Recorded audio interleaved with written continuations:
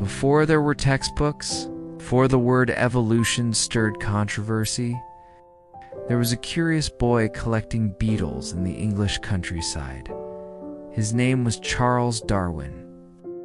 Born in 1809 in Shrewsbury, England, Darwin was the fifth of 6 children in a wealthy family. His father wanted him to be a doctor, but Charles fainted at the sight of surgery. He was sent to study theology instead. But what stirred him most wasn't scripture, it was nature.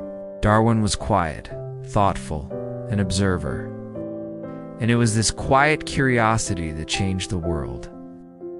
In 1831, at just 22, Darwin joined a scientific voyage on the HMS Beagle. It was supposed to last 2 years. It lasted 5. They sailed around South America, across the Pacific, but it was on the remote Galapagos Islands where something began to stir in Darwin's mind. There, he noticed birds' finches with slight differences from island to island. Different beaks, different habits. Why? Why would nature modify life? He returned to England with boxes of specimens and even more questions. He began to see it. That species were not fixed, that life changed over time, that nature through struggle, chance, and survival shaped life itself. This idea would become his life's work, but it would take over 20 years for Darwin to share it. He married his cousin, Emma Wedgwood. They had 10 children, though 3 would die young. Darwin was often ill, plagued by nausea, fatigue, anxiety. Some say it was a nervous condition, others believe it was chronic illness. His theory challenged the deepest beliefs of his time, religious, moral, societal, to say humans descended from other animals, to say we were not created as is, but shaped by nature, was heresy to some, liberation to others. Still in 1859, Darwin published it. On the Origin of Species, it shook the world.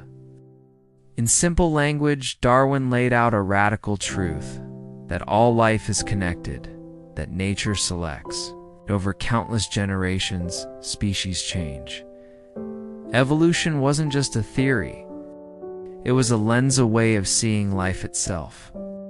From the tiniest microbe to the human mind, we are all part of the same unfolding story, and Darwin was its narrator. But he was no loud revolutionary. He was soft-spoken, anxious, full of doubt. He worried deeply about the impact of his ideas, especially on his religious wife.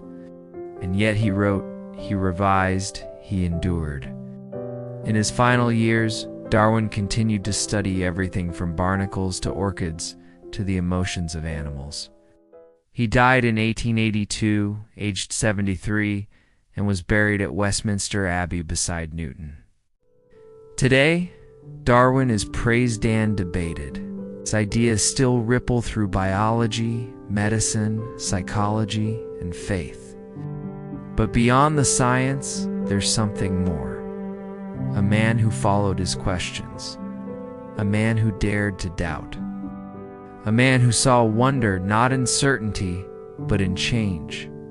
Because life isn't a ladder, it's a vast branching tree. And Darwin taught us to climb it with open eyes. Thank you for watching this video. Subscribe for more cinematic biographies of those who shaped the world through curiosity, courage, and change.